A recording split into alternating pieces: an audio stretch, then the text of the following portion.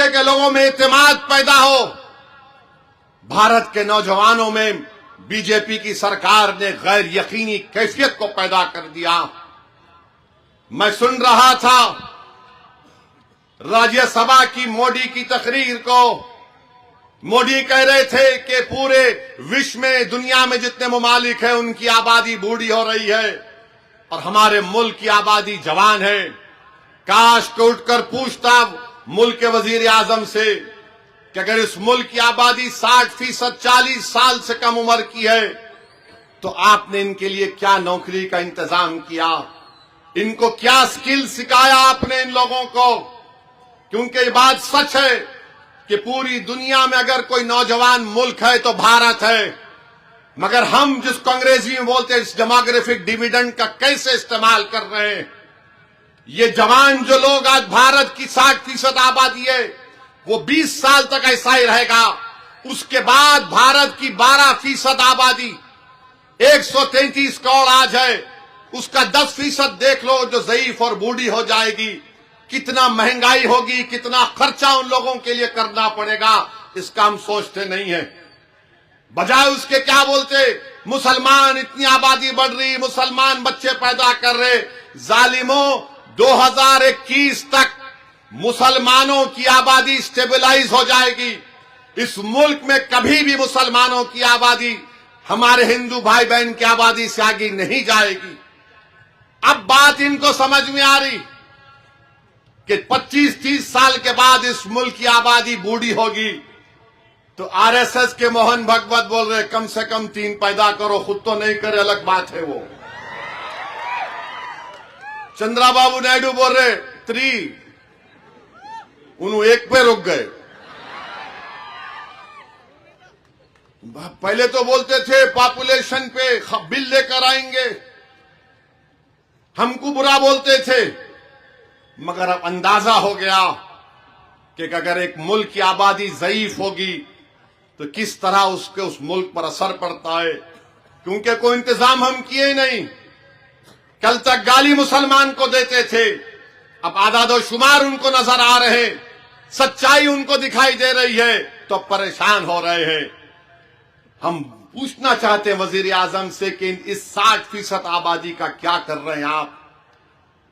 तो आरएसएस वाले बोलेंगे इनको गौरक्षक बना दिए हम, इनको हम जहां कहीं भी कोई ईसाइयों का त्योहार होगा वहां पर धावे लगा मार देंगे कि मजहब तब्दील किया जा रहा है।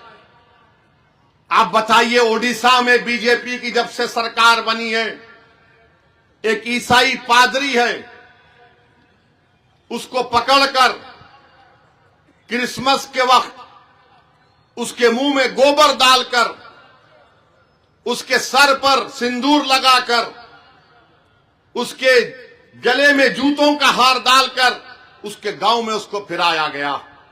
क्या कसूर है उसका कि वो ईसाई है। मोहम्मद मकानदार एक लड़के का नाम है, बंगाली बोलने वाला, मॉब लिंचिंग कर दी गई। गाड़ी में जा रहा, गाड़ी में उतार के मारे उसको। पहले केस उस पे बुक करे, मरने के बाद बोले नहीं नहीं उसकी मॉब लिंचिंग हो गई। त्रिपुरा में बीजेपी की सरकार, मस्जिद पे हमले, घरों को जला दिया गया। क्या वजह थी? नहीं, चंदे के पैसे पे झगड़ा हुआ। कश्मीर का मुसलमान निकलकर गरीब सामान बेचने आता है तो वहां पर बच्चे का, एक नौजवान बच्चे का सर फोड़ दिए। वीडियो बनाकर बोलते नारा लगाओ। करे कोई बंगला जबान बोलता बांग्लादेशी, कोई कश्मीर से आया तो क्यों आया, और फिर हम और आप बोलते कश्मीर भारत का टूट हिस्सा है और रहेगा इंशाअल्लाह। मगर जब कश्मीर की जमीन से मोहब्बत है तो जमीन पर बसने वाले इंसानों से क्यों मोहब्बत नहीं आ रही है बीजेपी वालों को? अगर जमीन से मोहब्बत है तो जमीन पर रहने वालों से मोहब्बत होनी चाहिए। मैंने अपनी इस पब्लिक स्कूल की तेलुगु की एक पोएम सुना था, देश मट्टू मट्टी का दो देश मट्टी मन मंचुलोई। मैं सुना था, ये शायद तेलुगु का तलफ़ुज़ गलत होगा। हमारे तेलुगु के टीचर थे, सामा शिवराव साहब सिखाते थे हमको। देश की मट्टी तो जमीन पर रहने वालों से है ना, मगर उससे मोहब्बत नहीं। हर जगह आप देख लो। अने आप बताइए, सोमनाथ की मंदिर पर यकीनन हमले हुए, उससे कोई इनकार नहीं कर सका, तारीख का हिस्सा है। मगर भारत के वजीर आजम बोलते हैं कि उसमें कौन लोग थे आज देश में रह रहे। अरे 1100 साल पुराना वाकया, उन्हें कौन उसका जिंदा है क्या मालूम। मगर गोलवालकर, ऐसा हो रही, गोलवालकर ऑर्गेनाइजर मैगजीन में लिख के दिए कि सोमनाथ की मंदिर को जब लूटा जा रहा था तो हिंदू राजा भी साथ थे। बोलो मोदी जी कौन थे वो? माने हर चीज को नेशनल सिक्योरिटी एडवाइजर है, बोलते तारीख का बदला लो। किससे बदला लेंगे आप? किससे बदला लेंगे बोलो? चलो शुरू करो, बदला लेते हैं। रावण के जुल्म का बदला कौन लेगा? महाभारत में जो कौरवा ने किया उसका बदला कौन लेगा? बताओ कौन लेगा? पुष्पमित्रा संगा ने जो मंदिरों को तोड़ा उसका बदला कौन लेगा? मौर्यस के जमाने में हुंस आए थे, उन्होंने क्या किया उसका बदला कौन लेगा? दिल्ली की सड़कों पर सिखों के खून की होली खेली गई, उसका बदला कौन लेगा? आसाम में नल्ली मैसेकर हुआ, 4000 मुसलमानों को रातों रात काट के फेंक दिया गया, उसका बदला कौन लेगा? अरे कब तक बदले की बात कर रहे? कब तक तुम बदला बदला बोलोगे? अरे कभी तो कुछ तो गरीब को दो। हजारों नहीं, लाखों नहीं, करोड़ों बच्चे इस देश में भूखे सोते हैं रात में। उन भूखे सोने वाले बच्चों का पेट खाली होता तो उसका बदला कौन लेगा? जो नौजवान बेरोजगार है उनका बदला कौन लेगा? उसकी बात नहीं करते, मगर बात करते नफरत की बात। अरे बदला लेना छोड़ो, तुम बदलो पहले, पहचानो जिम्मेदारी तुम्हारी क्या है। और फिर मैं अब बीजेपी वालों से पूछना चाह रहा हूं, ये आरएसएस बड़ी मोहब्बत के दावे करते, यूजीसी का रेगुलेशन बनाए। रेगुलेशन में क्या लिखा हुआ है कि यूनिवर्सिटी कॉलेज में अगर कोई बैकवर्ड क्लास का बच्चा, दलित, अकलियत, आदिवासी बच्चों से नाइंसाफी होगी तो उसका तरीकेकार ये होगा।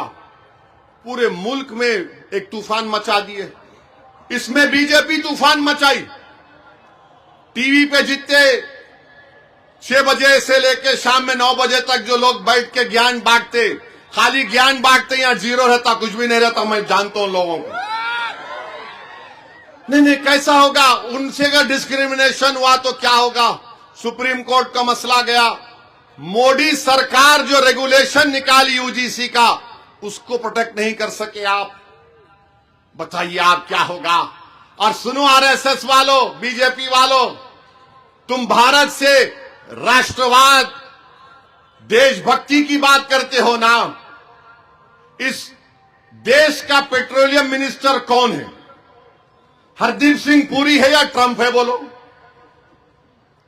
ट्रंप अमेरिका में बैठकर गोरी चमड़ी वाला बोल रहा है तुम रशिया से तेल नहीं लेना, तुम वहां से लो। अबे तू होता कौन है भाई? तू अमेरिका का सदर है, हमको बोल रहा उन्हें, तो मोदी जी बोल रहे यस प्लीज। अरे तेल भी हम नहीं ले सकते। आरएसएस वालों बोला ये देशभक्ति है।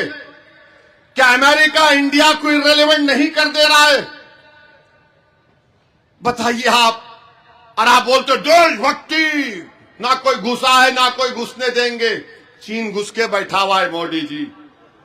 मैं बोल रहा था कोविड के जमाने से, मैं पुकार कर कह रहा था चीन घुस के बैठा हुआ है। भारत की फौज के आर्मी चीफ की किताब के इख्तिसाबात कैरावैन मैगजीन में छापे गए। जनरल साहब लिख रहे हैं कि लद्दाख में चीन की फौज, टैंक आना शुरू हुए। जनरल साहब ने वजीर आजम के ऑफिस को फोन किया, वजीर दिफा से बातचीत की, एनएसए से बातचीत की, जितने जिम्मेदार हैं उनसे बात करके कहा कि चीन की फौज आ रही, क्या करूं। टाइम दिया उन्होंने, ये टाइम को 1 घंटा, 1.5 घंटा, 2 घंटे हो गए। और बाद में थोड़ी देर के बाद जर्नल साहब बोलते हैं और वो मैगजीन लिखता है कि वजीर दिफा जनाब राजनाथ सिंह साहब ने कहा कि जो उचित है वो करिए, जो उचित है वो करिए। और हम लोग क्या किए थे, बालाकोट में स्ट्राइक किए थे पाकिस्तान के ऊपर। और मोदी क्या बोले थे मीडिया को, मेरे को फौज के लोग आके बोले कि सर अभी टाइम नहीं है, बादल बहुत हैं। मोदी जी जंग के एक्सपर्ट हैं, जंग के एक्सपर्ट हैं। उन्होंने बोले बादल है, बादल का एडवांटेज लो, घुस जाओ मारो। ये अलग बात है कि प्लेन का रेडार जाता तो टेक्नोलॉजी से मालूम होता, मगर मोदी जी का दिमाग, उन्हें बोले बादल है घुस जाओ। मोदी जी जब बादल को देख के आप बोले अटैक करो बालाकोट में, ये जनरल आपको बोल रहा था चीन की फौज आ रही आ रही आ रही आ रही आ रही, आप बोले जो उचित है वो करो। मेरे भाई, भारत के लिए जो उचित होगा वो काम करना पड़ेगा। 56 इंच के सीने के दावे करने वालों, आरएसएस बीजेपी वालों, बताओ, फौज का जनरल पुकार पुकार कर कह रहा था और आप में इतनी हिम्मत नहीं थी कि फोन करके बोलते मारो उनको, मार के फोड़ के बाहर निकालो भारत की जमीन से। आप नहीं बोल सके। किसको बोलते, किसको बोलते, किसको डराते? ये लोग चीन को नहीं डराते। ये आसाम का एक मुख्यमंत्री है, 2 रुपये है किसी के पास? ये 2 रुपये दो, 2 रुपये का कॉइन दलो, दलो।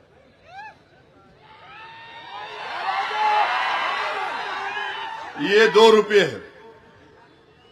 आसाम का चीफ मिनिस्टर बोल रहा है कि अगर वहां के मियां मुसलमान ऑटो में किसी को बिठा कर लेकर गए, 5 रुपये अगर ऑटो का किराया तो 4 रुपये दो। हेमंत बिस्व शर्मा, ये 2 रुपये की भीख तेरे को देता हूं मैं, लेता क्या तू? बोल बोल, तू 2 रुपये का भिखारी है, मेरे को, मैं जानता हूं तेरे को। तू सिर्फ इतना कम आदमी है, इतना छोटा आदमी है कि गरीब जो ऑटो चलाता 5 रुपये 4 रुपये ले कहां लेता? बोल, देता हूं आके तेरे को, डालूं तेरे अकाउंट में, डाल दूं ये 2 रुपये को। बताइए आप, क्या है ये? भारत के आईन पर कसम खाते हम तमाम लोग। वो आईन बोलता है कि सब बराबर हैं, कोई भेदभाव नहीं करना चाहिए, मुख्यमंत्री हो, किसी को भी, प्राइम मिनिस्टर हो। मगर बोलता नहीं, मियां होंगे तो ऐसा करेंगे, वोट डालना है तो बांग्लादेश में जाके वोट डालो। आसाम में तरकारी की कीमत बढ़ गई तो मियां जिम्मेदार है। अरे क्या है ये? तुम क्या करना चाहते हो? और बोलता है कि अब जब ये होगा, एसआईआर होगा तो नाम निकाल देंगे। लो भाई 2 रुपये आपके, अब नहीं लेता हूं, बोल रहा हूं, ले लो।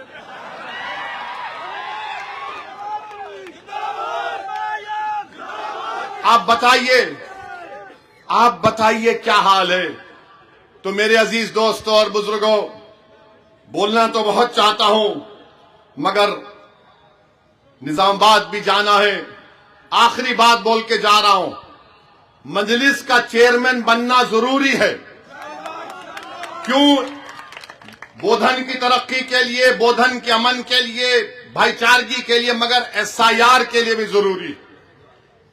याद रखो मेरी इस बात को, मैं 6 महीने पहले तकरीर में बोला था पासपोर्ट बनाओ, बोला था आप लोगों को, जो सुने होंगे मेरी बात को, जिसके पास पैसे पासपोर्ट बनाओ। डॉक्यूमेंट जरूरी है। उसमें एक तारीख लिखी गई कि जो 2002 के बाद पैदा हुए या 87 के महीने के बाद पैदा हुए तो उनको डॉक्यूमेंट देना पड़ेगा। बर्थ सर्टिफिकेट, पेंशन का सर्टिफिकेट, ये 10 डॉक्यूमेंट हैं। याद रखिए, एसआईआर एक बहुत बड़ा चैलेंज हमारे लिए है। आज 11 तारीख को आप वोटर लिस्ट में देखकर अपने वोट का इस्तेमाल करिए, जाइए ताकि मालूम हो सके कि तुम्हारा नाम वोटर लिस्ट में है। 2002 की वोटर लिस्ट इंशाअल्लाह ताला मजलिस फराहम करेगी आपको, मैपिंग होगी, बीएलओज आएंगे। तो आपका काम यह है कि 2002 की वोटर लिस्ट में आपके अब्बा का या आपके दादा का या जो बुजुर्ग का नाम है वो निकाल कर रखें।